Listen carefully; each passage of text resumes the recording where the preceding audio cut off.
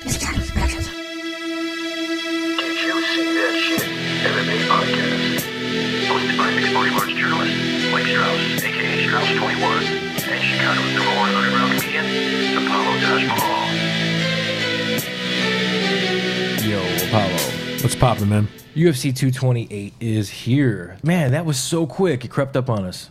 Well, we also took 2 weeks off. But yeah, dude, that really did creep up on us. Good point. All right. But we're back. Of course, PFL finished their season. We're going to talk about it. UFC Lincoln. We're going to touch on that from a couple weeks back and much more. We have 3 interviews to cover, so let's just get into it, man. As always, we appreciate everybody, all the love and support. Whatever platform you're listening to us on, just keep doing it, whether it is Stitcher, Google Play, iTunes, YouTube. It is all the same. Remember to like and subscribe. And, hey, if you want to get a little bit more intimate, you can go straight to our website at didyousee.shit.com. Shoot me an email at mike@didyousee.shit.com if you want to participate in the show, if you have any ideas, or if you are a aspiring guest. Also, you can find either one of us on our social media platforms. I'm Apollo T. Mahal, the Chicago's #1 comic. So underground, you don't even know who I am. And my co-host, AKA Strauss21, on every social media platform. All right, let's get into it. UFC Lincoln happened a little while back, man. All in all, solid contest. Homer Simpson's got power. Yeah. I like how you subtly slid that in there, like you weren't there. Yeah, right. And that wasn't your question. But yes, it looks like Homer Simpson had some power, and wow, he did. And congratulations, Mike. I want to give you a huge props for being there and covering it and having some amazing interviews.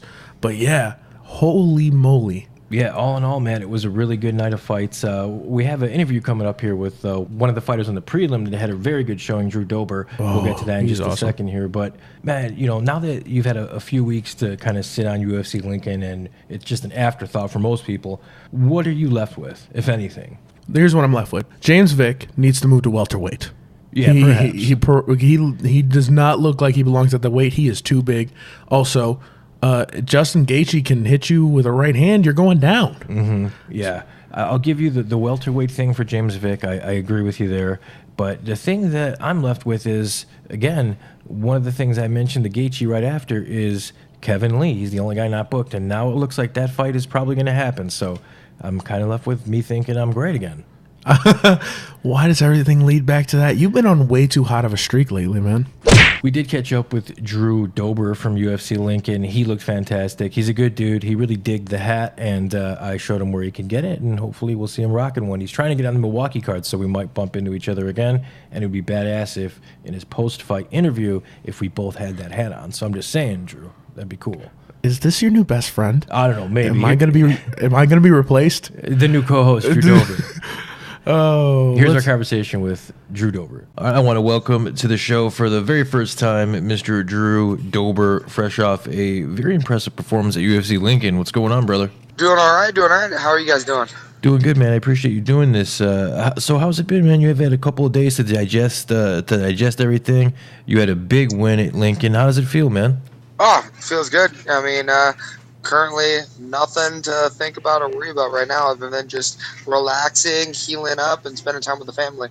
That is what it's all about, man. And the older you get, the more you realize that it is all about a family. And one of the families that you have now that is really kind of taking your game to that next level, man, Elevation Fight Team. How has it been just working with them?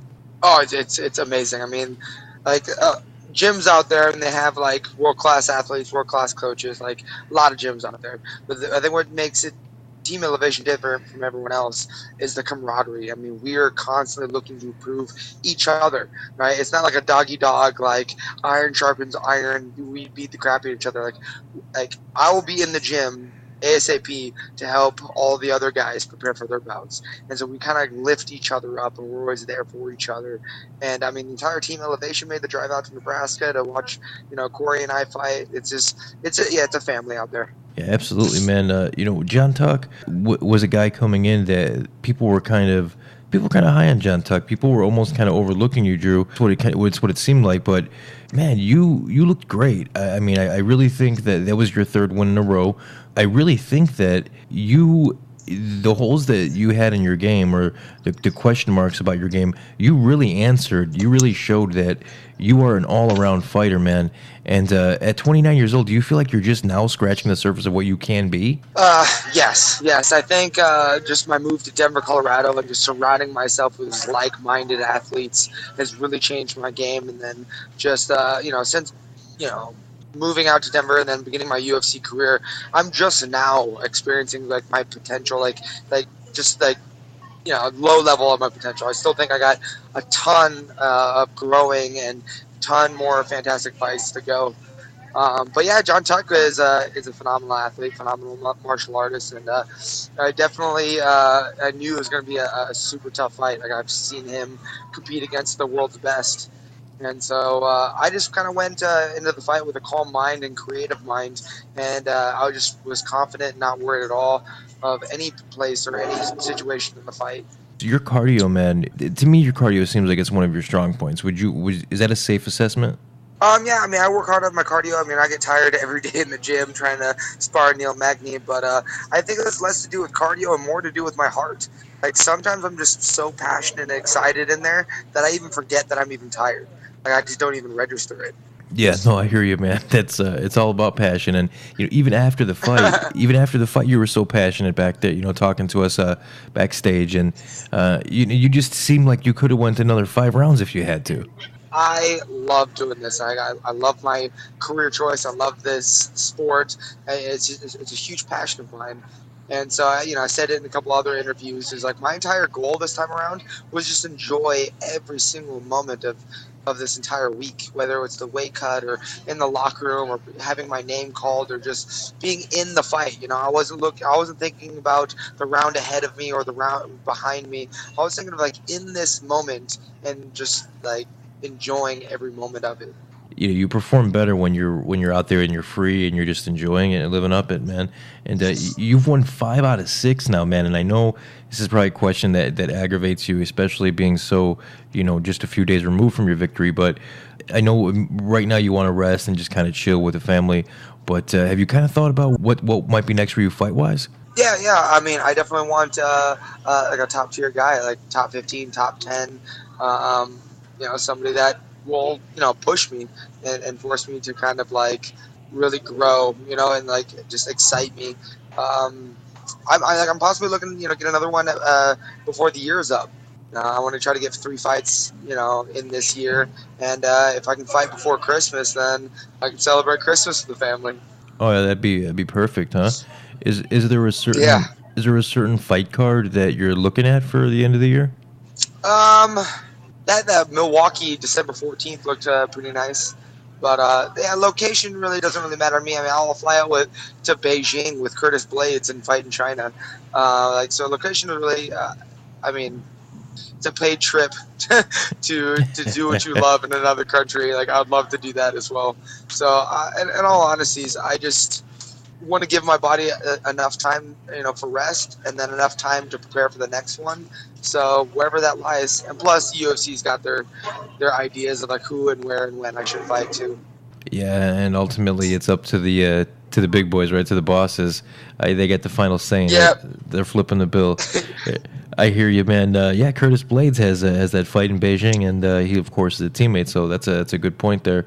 The Milwaukee card, man, interesting enough. I will be attending that one because I'm in Chicago, and that's very close to me. So hopefully, if you get on that card, we will see each other again. I'll have the same hat on, so that'd be fantastic. You'll be able to recognize me.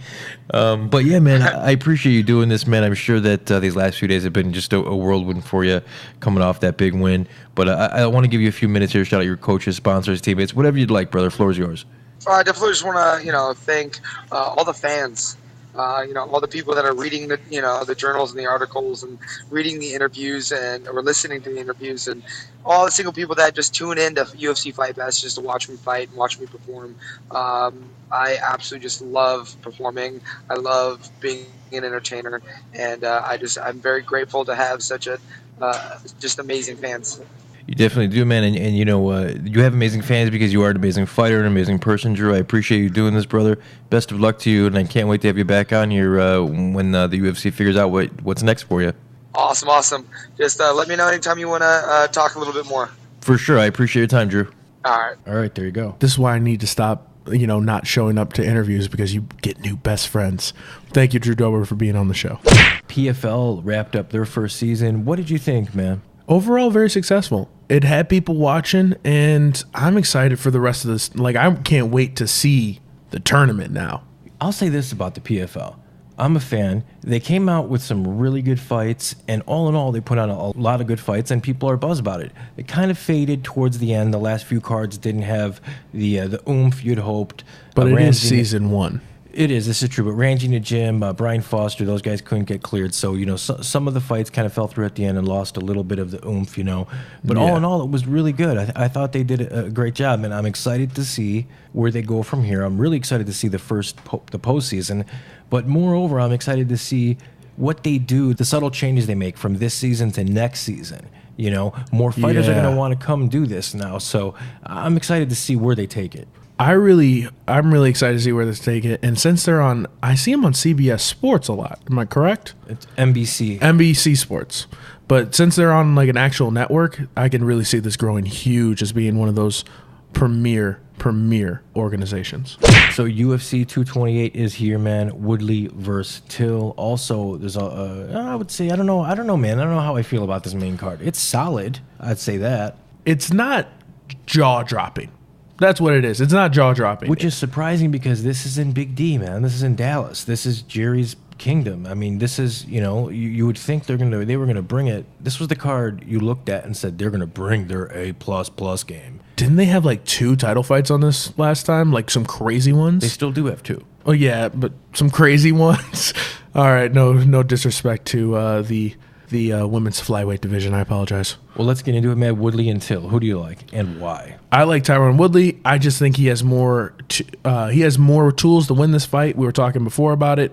I just think Darren Till's style, as great as it is, as fun as it is to watch when it works, when it doesn't work, you notice it. And I don't think he can win a decision. His only chance is to knock him out. Yeah, I kind of agree with you. I'm a big Till fan, have been for a long time. I don't think he gets past Tyron Woodley. I think that Woodley is a far greater cerebral fighter than a lot of people give him credit for. Again, you and I were talking beforehand, and I didn't always feel that way about Woodley. But he convinced me, and I think if he hasn't convinced you yet, I think he will in this fight. I think he's going to do it, and I think he's probably going to do it in a typical Tyron Woodley fashion. Some people call it boring, some people call it tactical, but either way, I think it's going to probably go to a decision, but I think he gets it done. I do too. Then you have Nico Montagna defending the title for the very first time against Valentina Shevchenko. This is your favorite female fighter, Shevchenko. One of them. One of them. What are you thinking on this bad boy? I'm going with the beautiful and deadly Shevchenko. I knew you were. And, okay, you're going to think I'm crazy. You're going to think I'm really crazy. They really need to stop doing these prime times or embeddeds or whatever they're doing, because I really get invested in people, like, way too easily. And I have to go with Shevchenko. Yeah. As much as I think Nico is amazing, Shevchenko is another animal. She's arm barring people who don't normally get arm barred. She can kickbox with anybody. I'm going to go with Shevchenko. And I think Nico is probably a lot better than people give her credit for, too. I think she's probably a top 5 fighter. I just don't know if she's world champion quality. I guess we'll find out. But this is a tough way to find out. I think her training at that small camp is very awesome and it's very cool and it's a nostalgic story. However, I think it only is going to take her so far. I think she's going to have a rude awakening come Saturday when Shevchenko gets in the ring with her. There's a whole nother level to this, as you alluded to, and Shevchenko is that. So it's going to be interesting to see, but I'm going Shevchenko here. How about Zabit Magomed Shapirov? He had an opponent chain. It was supposed to be Yair Rodriguez. Now he gets Brandon Davis. I'm going Zabit. So I'm very upset, if you can't tell, because I really wanted to see that fight. But I'm going to go with Zabit as well. I think he is just the next generation of fighters that can pretty much do everything. Yeah, he definitely is. And Brandon Davis is a tough guy, but this is a tough draw on a short notice fight. Zabit is a monster. How could you go against him here? Going Zabit. Then you have Jessica Andrade going against Carolina Kowalkiewicz. Who do you like? This one's a tough one because, honestly, it can go either way. My pick, I went with Carolina because I'm just a huge fan of her. And she had probably one of the best fights against Joanna before Rose Namajunas. So I'm just going to go with Carolina. I'm going Andrade. You're right. This was a very, very close fight. I'm a big Kowalkiewicz fan. I just think Andrade is a monster when it comes to the grappling, the wrestling. She's like a pit bull. As a matter of fact, I think of her like as a third pit bull brother. And I mean, no offense, but you know what I mean. She's that good. Is what she has that same attitude. Absolutely. Yeah, she does. I think she'll get it done. It'll probably be an exciting fight, but probably a decision. That's just what I think. Then you have Nico Price going against Abdul Razakhan Al-Hassan. I'm going Nico Price, man. The dude finds a way to get it done always. Nico Price, I'd never count out because he just keeps winning. So I'm going to go with Nico Price in this fight. And that is the main card. Carla Esparza and Tatiana Suarez, Aljamain Sterling, Cody Stamann, Jimmie Rivera, and John Dodson. Those are 3 of the 4 fights that make up the FX1 prelims. Pretty stacked. I think as a hardcore fan, I'm more excited for the prelims than I am for the main card. Man, there's a lot of good fights there, man. We had a chance to talk to a couple guys competing there. We talked to Cody Stamann and Jimmie Rivera. We're going to play the Cody Stamann interview right now. I want to welcome back to the show Cody the Spartan Stamann. Has a huge fight coming up here, UFC 228 against Aljamain Sterling. What's going on, brother? Hey, I'm doing good. Just finishing up practice at home. Gonna grow up and go do it all over again. I hear you. Groundhog Day. It's the same thing for me. But, you know, you wouldn't rather be doing anything else, right? You're living your dream, basically, right? No, I love this job. I can't think of anything that would beat it. I mean, I pretty much do what I want when I want. Honestly, I love training, I love fighting, so I want to be in the gym. So, I mean, every day it's like a freaking vacation. And this is a big vacation because Aljamain Sterling 228. This is big time, man. Do you feel like this is finally your chance to prove to the big stage that you belong? Yeah, I mean, I think Brian Taylor was that opportunity, the first opportunity I've had. Well, I got Tom Dukin on too, but I fought Tom, same, headlining a prelim. So I feel like this is just me kind of establishing myself in the division as one of the best guys. You know, winning over Aljamain Sterling, puts me right up there, amongst the greats in bantamweight. After I beat this dude up, there's gonna be no doubt in anyone's mind that I'm one of the next guys that's gonna make a run for the title. Yeah, you definitely are, man. I mean, you mentioned Brian Caraway, UFC 222. You took that decision. Very impressive, man. You're right. That was your first shot at it, and you did not disappoint. Now that you've had a little bit of time to digest that, are you satisfied with your performance from the Caraway fight? Hell no. That Caraway fight, man, honestly, that was one of those fights where I got pretty banged up my training camp. It was probably, I think half my coaches were saying still fight. The other half were like, just wait. We'll wait for another opportunity. It was a really, really good learning experience for me. Going in, I tore my meniscus. I tore some cartilage in one of my ribs. I mean, I was pretty much refined to just riding an Airdyne bike and riding a stationary bike for almost 4 weeks at training camp. So I faced a lot of adversity, and I had a lot of people in my ear telling me absolutely don't fight. But, I think, I was like, I can beat this guy. I watched all his fights. I can beat him even if I'm not having a bad day, maybe if I don't have great preparation. I know that I can beat him. And I think more than anything, that fight proved to me that, as a person, as an athlete, that, I can compete with these elite level guys, even if, maybe I wasn't 100%. It's more about just getting ready mentally more than anything else. So, I mean, I learned a ton from that fight, but, I hate looking back and being like, that was a great performance, or I did all these things right, because I didn't really feel like I did. I feel like there's a lot of, holes in my game, a lot of things I did wrong, and, I'm going to correct them. I'm going to come out and be a completely different, better fighter this time. I know you will, man. You always seem to, improve upon your game, which is truly remarkable, man, because you possess a phenomenal record. I mean, you're only 28 years old. You're on a 10-fight win streak. Do you feel like you're just now reaching what you ultimately could be? Do you feel like you're just now hitting your prime? No, I don't think I'm quite there yet.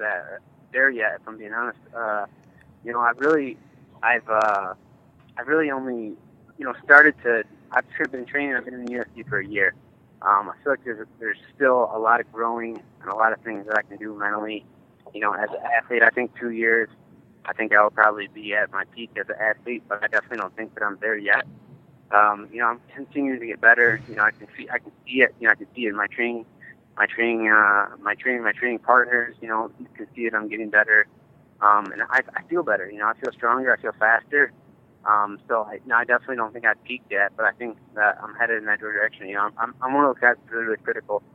I'm never really satisfied with what I'm doing. I'm always, looking for ways to sharpen my tools, and I think that's what kept me alive, kept me winning. I'm never really complacent and happy with where I'm at. Yeah, absolutely, man. I'm sure that's a huge component in it. That all the best in the world seem to have that component, and you definitely have that. How has training camp been this time around, man? A good camp, injury-free, hopefully? Injury-free, thank God. That's the biggest thing. Injury-free, and, I'm in great shape. I started really early. My training camp, my weight, everything, I had a lot more time. I kind of knew this fight was coming. I honestly thought it was going to be earlier in August. I thought it was going to be either on this Nebraska card or it was going to be on the 4th. So I've actually, this is basically going to be like a 12-week training camp for me, beating into this fight. And, the extra time, it's getting me sharper. I'm just looking at just my heart rate. I do a lot of heart rate training. So I like to just do one of those, it's solid. If your heart is recovering fast, you're in good shape. There's no question about it. And my resting heart rate was 36. It was actually so low that I had to go through all these crazy heart tests. I had to go see a cardiologist and get an echocardiogram and do all this blood work to make sure there's nothing wrong with me because I have such a low heart rate. And in conclusion, they found that I'm just in really, really good shape. This fight, honestly, everyone says it like, oh, it's the best training camp, this, and this. But honestly, this is the best shape I've ever been in. And I have the low heart rate to prove it. That's just now. It's just about drilling and chilling until fight day. All the hard work is done. I just gotta show up.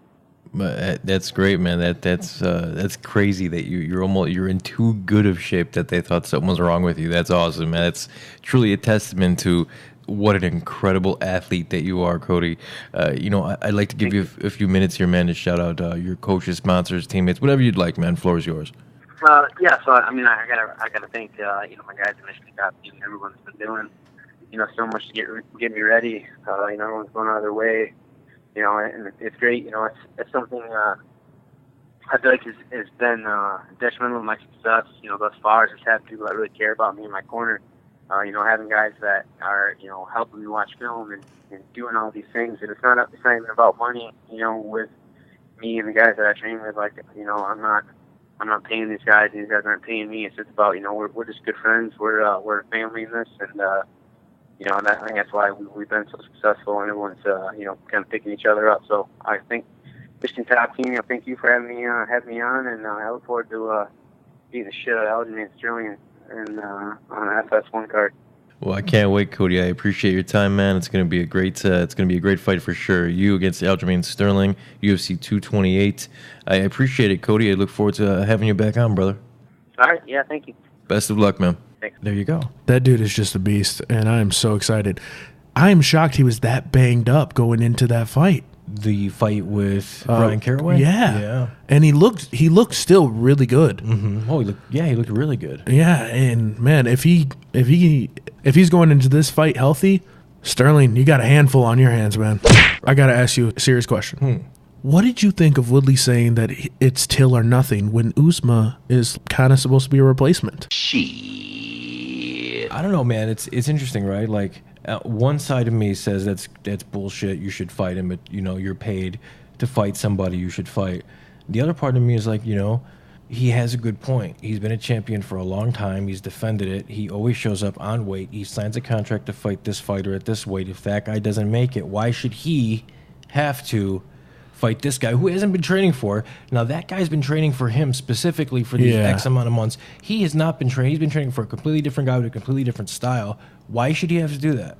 So I get both reasonings here. Yeah, now here's my one point. If this was the day of the fight, I'm with Woodley. He has no clue about this guy. This guy's just going to randomly show up and fight him. But when they signed those contracts, so did Uzma. If you are somebody who's training for a fight and you realize that that is a part of the deal, train for the other guy as well. You should have both on your mind, expecting like something like that would happen. Now, if this was just a pop-up and Tyron Woodley didn't know anything about it beforehand, I'm with Tyron. The UFC is probably going to have to put this in contracts going forward. They're going to have to, I'm sure they have really awesome lawyers that can word this and put it into contracts like they need to. So hopefully going forward, this won't be an issue with fighters' contracts and who they have to fight come day of fight if there's dropouts. And none of this would even be an issue if fighters would just fucking man up and make weight, you know? Yeah, and if you're a middleweight, fight at middleweight. Sorry, Till. Here's a bantamweight that always makes weight. He happens to be fighting one of your favorite fighters, John Dodson, this weekend at UFC 228. Our friend, John. Jimmie El Terra Rivera. I want to welcome back to the show. Jimmie El Terra Rivera has a huge fight coming up here, UFC 228 against John Dodson. What's going on, brother? Not much, man. How you doing? Doing good, man. Another day, another dollar. So it's been a little while, man. You had the you had the big main event. Now it's kind of you're taking a backseat in the prelim, but I think this is a great fight for you, man. John Dodson, I believe he's going to feed right into what you want to do, but I'm not you, and I don't know what you're going to do. It's just kind of what I'm thinking. But without revealing your game plan, what are you planning to do to Dodson? Just, get in there and pick them apart and get the win, That's the most important thing at the end of the day. For sure. How have things been since the last fight? Great, actually. I was able to go back, kind of fix some things, and really, sometimes you get overwhelmed when you're doing too much at once. So I was able to just focus this whole training camp on Dotson and not throw a whole bunch of stuff on my plate and just focus on training and getting the win. For sure. That's what it's about, man. And Tiger Schulman, I feel like now you guys are really getting your due. There's a bunch of you guys now in the UFC, Shane Burgos, Julio Arce, and of course you're kind of like the figurehead. You've been there the longest. How does that feel, man, to see this team coming up now? It's great. I mean, it's unbelievable. We have 5 guys in the UFC right now. When we first started out, we only had 1 guy. And then a couple of years later, we had like another guy, just 1 guy. And now we got 5 guys at once in. From like nothing, like all these guys that you see are in, all the guys, even the guys that were before in, like Nick Pace and Louis Gallo, we came from nothing. Tiger Schulman's basically is all we did, and that's how we got better, and that's what we learned from. And we weren't like a wrestler or from college wrestler or something like that, or jiu-jitsu specialist or something like we had no back, and we came from scratch, and we're built up to where we're at right now, and we're built up to the UFC level. So it's really good. We got myself fighting next Saturday, we got Mike Trezano fighting in Denver, and then we got all 3 guys, Julio, Shane, and Lyman, fighting on an MSG card. So it's a big deal, and MSG's in our backyard. We literally have 15 plus schools in the tri-state area, so it's awesome. Yeah, you guys are doing amazing things, man. I mean, you're only 29 years old, Jimmie. Personally, I don't think you've scratched the surface of your potential yet, but did you think you're just now like entering what you could be, your prime? Yeah, I think what's happening now is like, the experience. My athleticism's always been there, and I'm always a hard worker, but I think the experience and the growth, it just keeps increasing. You keep learning. And even, getting, I'm 29 now, I still got a couple more years to really even grow more and get better. Yeah, absolutely, man. How long have you been training professionally? I started my professional career at 19. So this is going on to 10 years now as a professional fighter. But I started training at, 9 years old. Was Tiger Schulman's, came in just, kid that was getting bullied in a new school. And I was acting out at home. So my mom brought me in for discipline, but she didn't know I was getting bullied. And I was acting out at home, and basically after a couple months of being able to learn something, I was able to defend myself and never got bullied again.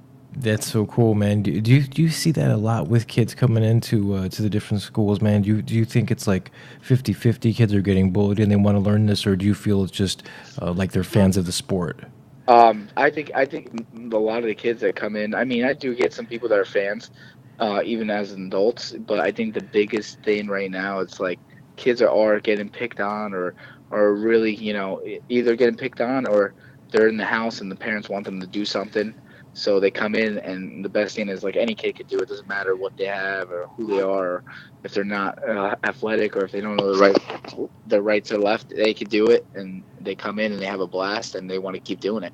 Well, I want to ask you, man, about the bantamweight division real quick, because TJ Dillashaw, he just defeated Cody Garbrandt. It doesn't look like he's going to get another shot anytime soon. What are your thoughts of him wanting to do this super fight now with Cejudo?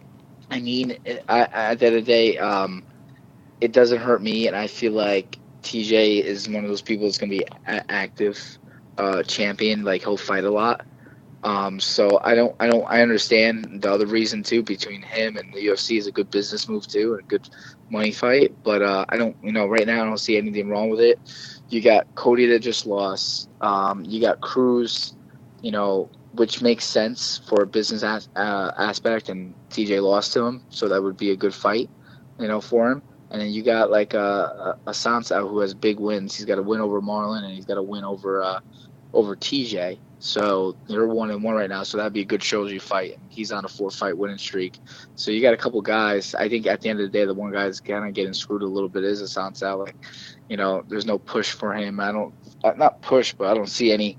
I don't see any fight set up for him anytime soon or any talk. So that kind of sucks. And with the Cejudo fight coming up, I don't think Cruz is going to get that fight. I think Cruz is going to have to fight someone before he gets a title shot. Yeah, that's the way it's looking, man. If everything goes as planned for you at 228, injury providing and everything, knock on wood, would you like to get one more fight in, or do you want to take the holidays with your family? I definitely want to get one more fight in. I don't know who. I just want to focus on this fight first and get the win. I'm not looking past Dotson, but I would love to get another fight in before the end of the year. For sure. All right, well, I appreciate you doing this, man. I'd like to give you a few minutes here to shout out your coaches, sponsors, teammates, whatever you'd like, bro. Floor is yours, Jimmie. Thanks, man. Well, obviously, always thank you for having me, being able to come on the show. And, my sponsors, Tiger Fight Gear, NutriBio Supplements, Eat Clean Bro, Tim Tam, Provere. The big thanks to Danny and Ron Showman and Ray Velez, my coaches. My teammate Julio Arce, I just put it on social media. He helped me out through this whole camp. He's an unbelievable lefty. He's a little taller than Dotson and a little longer, but he helped me out a lot getting ready for this camp. And, if anybody's ever, I tell you all the time, anybody's ever in the city, East 23rd Street, 34 East 23rd is my school. They come by and take a picture, take class. It's not a fight in school. Adults come in to get in shape, and kids come in to build their confidence, discipline, and learn how to defend themselves.